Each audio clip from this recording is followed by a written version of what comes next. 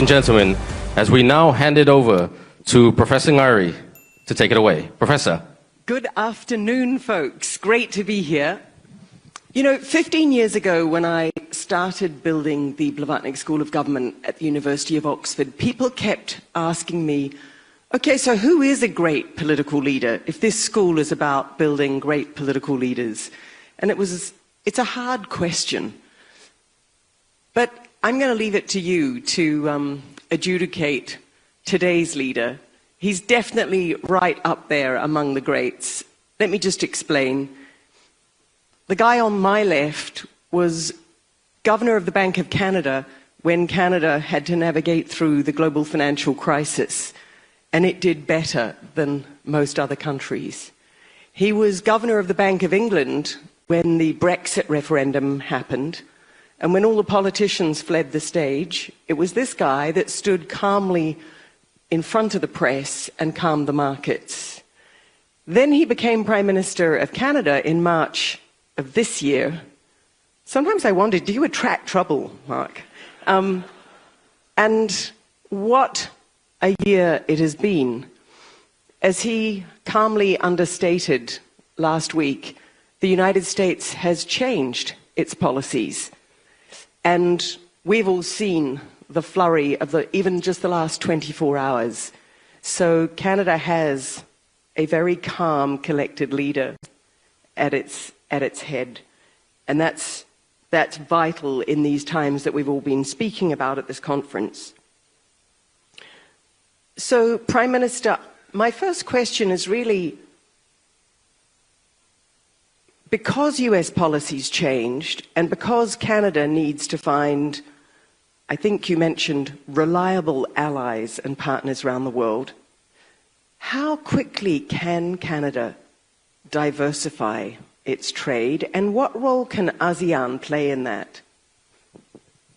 Well, first off, I wanted you to keep going talking about me. I was very much enjoying that.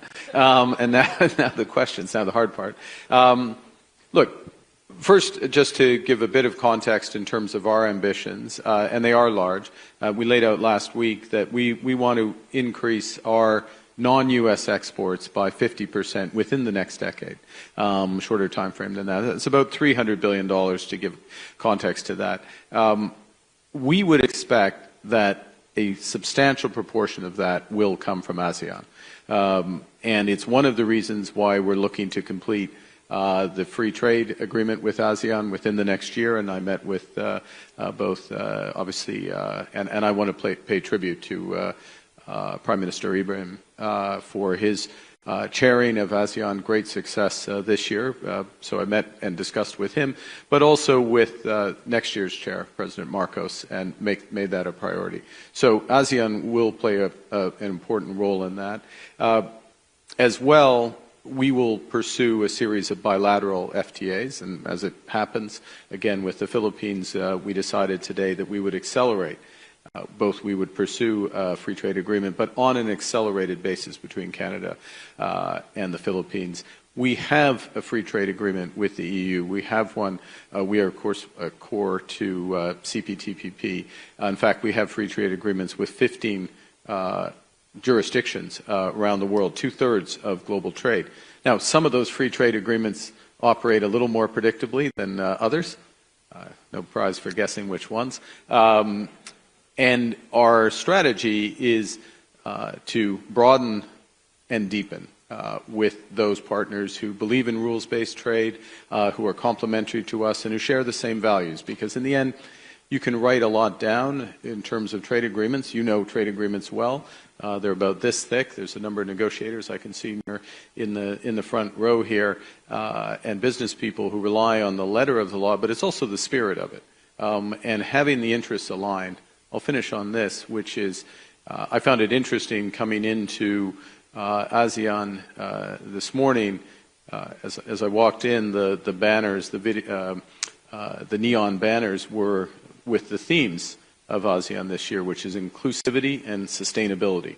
So it's growth with inclusivity and sustainability. It's very recognizable for Canada and our approach. And that's the type of partnership that will help us realize that diversification. And what is it Canada's going to bring to ASEAN? Again, I would start with the values around inclusivity, sustainability, a sense of solidarity, so you're building in true partnership. But then we look to the economic and where the complementarities are. So apart from that trading network that I just referenced, we're an energy superpower, unabashedly energy superpower. We have the third largest reserves of oil. We have the fourth largest reserves of LNG. We've just started our first LNG shipments, helped by Malaysia, Petronas, in the last 6 months. We will be up to 50 million tons annually of LNG by the end of this decade. We'll double that by 2040. So this is very large scale. At the same time that we're that, we have an 85% clean grid back at home. We're going to increase that by 50% over the course of the next decade, including with utility scale nuclear and SMRs. We just launched the process for the first commercial SMR in Canada, so technology that's relevant here, grid optimization, other technology. So energy superpower, one aspect. You move up the chain, we are have one of the largest reserves of critical minerals. We are the largest center of mining finance in the world. So we have the resources, we have the mining finance, and we have the standards around sustainable development. It's a natural partnership with many of the countries in ASEAN who have their own reserves and their own potential. And the world has figured out what many of us knew. We talked about, I think, you and I even in the past, about the need for diversification. You extend that up or on into positions in AI and quantum and cyber, which are world leading, twinned with our research universities, and layer onto that in a moment of catch up, we are quadrupling our defense spending between now and the end of this decade. Much of that will be in areas of I just listed in AI and cyber. Again, natural partnerships that work with the digital economies that are being built out here. I could go on. I will go on. I'm conscious you probably have other questions, but there's quite a range. The point is there's quite a range of hard and soft expertise and financial expertise. I'll list one final one, which is that our pension funds are amongst the largest and most sophisticated infrastructure investors in the world, and they have initial partnerships in the region, but alongside the sovereign wealth capabilities in the region, we see opportunity that's there, all of which, maybe let me make one final point if I could, which is that's all outbound, if you will. It's Canada potentially exporting partnerships to ASEAN, investing here. The flip side is the opportunity in Canada, and one of the lessons we take from the big change in the world that's happened over the course of the last few years, intensified in the last year, is that we need to build at home, and we need to build at scale at home. And the orders of magnitude are, in the $500 billion up of investment domestically in Canada in many of the areas that I think would many of the investors and businesses here would find attractive. Fantastic. So energy, nuclear modular reactors, defense, investment, lots on offer for ASEAN. Just picking up on your last point about investing at home. Folks here in ASEAN have been speaking over the last day and a half about the need to reduce barriers within ASEAN, to improve trade within ASEAN. In the European Union, Draghi letter, etc., have talked a lot about reducing barriers within the European Union, and you've spoken quite a lot about the need to do this in Canada, so that there's less barriers between the provinces. What makes that hard? Like, what are the things you need to do to make that happen? And how could, because I think both in Europe and in ASEAN, countries need to learn this, but... Well, and let's put this in context. The worst case global trade war scenario, many of which various organizations were running earlier this year, the IMF and others, others calculated for us that just reducing domestic barriers in Canada alone would have a bigger economic payback than would be taken away by the worst case scenario. So that's just reduction of barriers. I don't think she'll mind me quoting this, I'll do it Chatham House rules side. I was a lead of a large international financial institution here in Kuala Lumpur may have said earlier today in a closed-door session that their calculations of removing the barriers within ASEAN, the main barriers, I think even on just goods trade, was about 4.5% of GDP. Of ASEAN GDP. Those are big, big numbers. So that's more than a percentage point of global GDP if you just do the multiplier on that. So these are large. Now, how do you do it? In Canada, we have done it at the federal level. That was one of the things we did within the first few weeks of getting into office, is we passed a law which removed all the federal barriers. Now we need to do the hard part, which is between the various provinces. And I guess the point is that there are two models to do this. One is the European one, where you move the responsibility up and you have a harmonization across the whole level, the whole grouping. And the other is you have some form of mutual recognition, substituted compliance. I will acknowledge that your rules are roughly comparable to mine, so you don't have to meet both of those standards. It's not really my place, but I would suggest that it's far more likely that it's that type of approach that would work in ASEAN, given there's not the element of there's no element nor prospect of a political union. So it has to be that type of approach. But in Canada, though, those barriers between provinces that still exist, I mean, I remember you saying a few years ago that a crisis permits government to move fast and in a coordinated way. Is this a crisis in Canada? Is it going to help you reduce the barriers between provinces?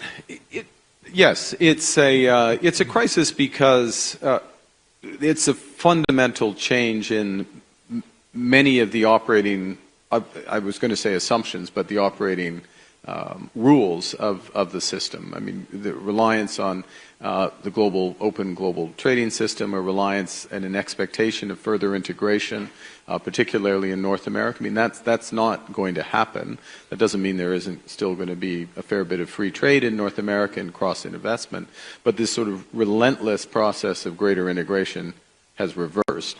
That's a big change. And when you have a big change like that and you had your economy oriented towards that, which ours was, some of your strengths become vulnerabilities, and you have to do big things. And so one of the lessons, we've talked about this, many in the room have lived it. I've certainly, by luck, I would like to say, not because of cause. I didn't cause the crises I've been in. But my experience of being in them is, in a crisis, you have to be bold. You have to act big. Uncertainty weighs down activity, and unless you're leading from the center, whether you're a central bank with respect to supporting financial institutions or monetary policy, or you're a government in terms of charting a new course, you need to be bold. And that's why we're looking for scale in terms of diversification of our exports. That's why our budget, which is coming out in 2 weeks' time, is going to have what we call generational investment in Canada on an order of magnitude that really changes the scale of the economy, the ambition of the economy. Of course, it will also, just by its very fact, provide GDP and growth and jobs for Canadians. But as important as that is, more important is going to be a reorientation of the country, and very much an outward-looking orientation that I think is very complementary to ASEAN. One of the really hard things for the countries in this region is that although, in theory, they would be able to negotiate, for example, with the United States much more strongly if they held together, the new US approach is very much, we'll only negotiate with countries one by one. How can countries in the rest of the world who want to diversify and sustain cooperation, how can they balance the need to line up and do one-by-one deals with the US administration with the need to actually forge relations in their own region with other regions?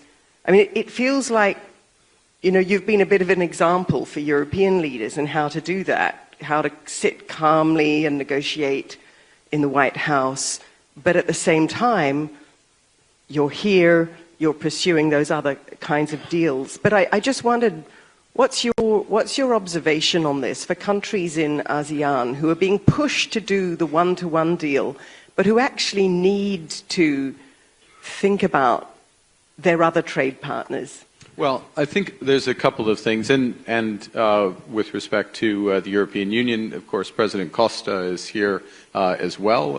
Also participated as a partner of ASEAN in the meetings this morning and through tomorrow, and that'll bring me to a point I'll make in a second. I think a few general points about the situation with respect to the United States. The United States has a new trade policy. It applies to every country, every jurisdiction in the world. We understand that and we respect that. It is a major shift, and the way we're framing it is it's a rupture, not a transition. This is a very big change, almost overnight, and therefore it's difficult to deal with. It can be difficult to deal with, but everybody's dealing with it. That's the first. The second is, if your economy is highly integrated, or certain sectors are highly integrated with the United States, revealed preference, to use a fancy term, is that you will pay a price to keeping access to that market, either in the form of tariffs, changes to some domestic policies, commitments for investment. Different countries have done various versions of that. What you should try to avoid doing, though, is tying your hands about what you can do with other jurisdictions. Because there are a lot more countries by GDP that are willing and keen to continue to have relatively open trade, certainly to have rules-based trade, to respect rules-based trades, to have and that is happening in parallel to these sharper changes. So you get a sharp change in the relationship with the U.S. As the President has said, and I understand this and respect it, he said it, me sitting next to him, we are going to charge countries for access to the U.S. It's like access to a good country club, I think he might have said, or Costco. To put it the other way, I think he thinks more on country club than Costco. We understand it. It is the premium market. It's the most dynamic economy. You decide what you're willing to pay, but at the same time, you want to be in other clubs. You want to be at other tables. You want to be building that out. And I said I would make a point about the European Union. I think it's quite relevant for ASEAN, or if I may broaden it a bit more towards CPTPP. Some members are part of that. These are two large trading blocs with not identical, but complementary approaches to trade. And there is an opportunity. It's a point I've made. It's a point some others in CPTPP have made. There is a possibility of bringing those closer together, having at a minimum a docking between the two blocks or broader arrangements that there. And that's how you start to rebuild a broader global trading system. You're approaching more than a third of global trade there, potentially 40%, depending on how you do it. Provided you have you've retained that flexibility in order to do that. And as things stand right now, most countries have. So is this a sort of short-term, medium-term, long-term thing? In the short term, are we going to see countries doing a lot of deals with the United States, but in the medium term, needing reliable partners? If you're going to reorganize your whole economy for trade, you need reliable partners. Yeah. So in the medium term, do you think we're going to see a world which trades a little less with the United States and a little more within regions and between regions? I think the short answer is yes. I think as well there would be a natural. It's at a minimum it's an acceleration of a trend that the weight of economic activity and dynamism would drive as well. I mean, this is we're in one of the most, arguably the most dynamic regions in the world, and naturally more trade is going to flow to here. I'll give you another example. Just the very fact that one of the themes of this presidency is sustainability. And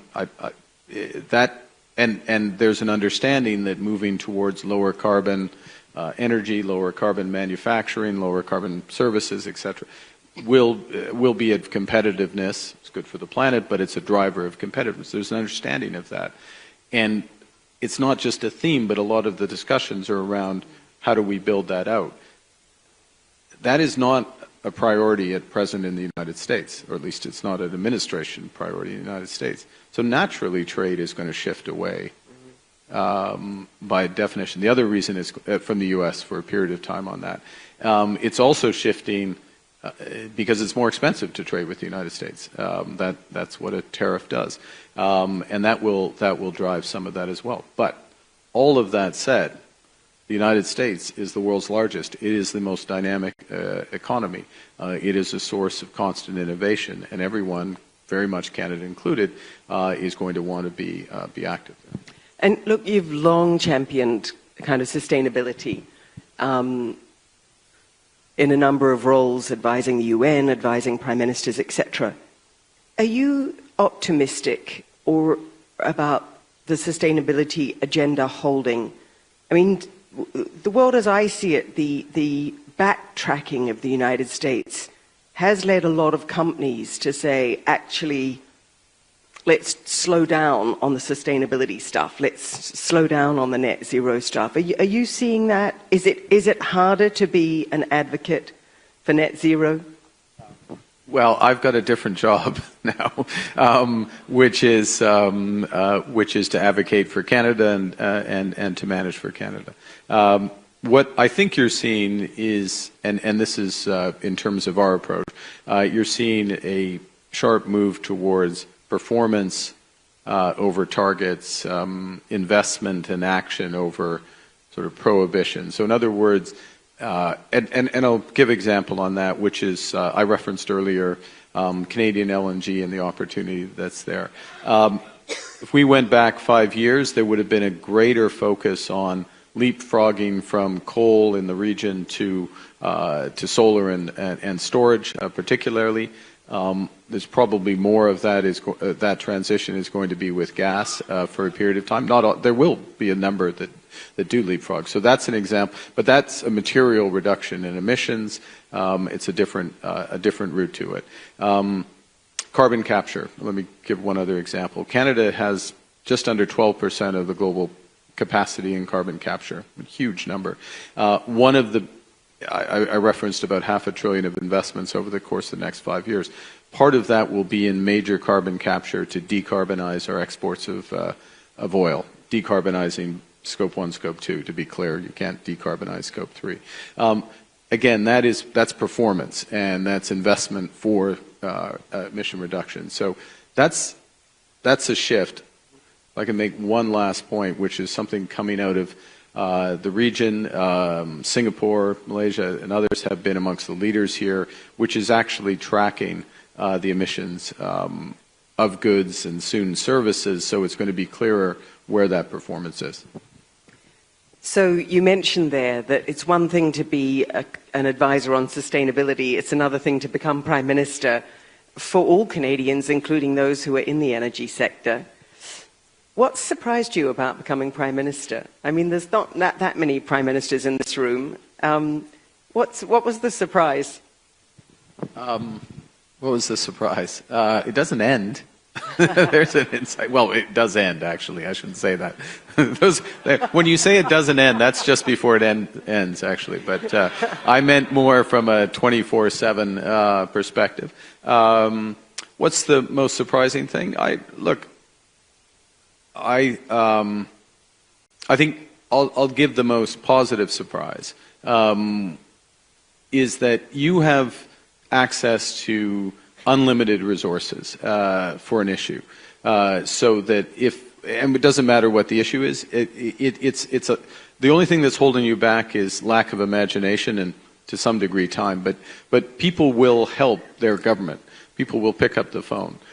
They will respond to your inquiry. Your officials will be able to get the information, and that is a big advantage. The only caveat to that, you and I know, and many of us in the room have lived through crises.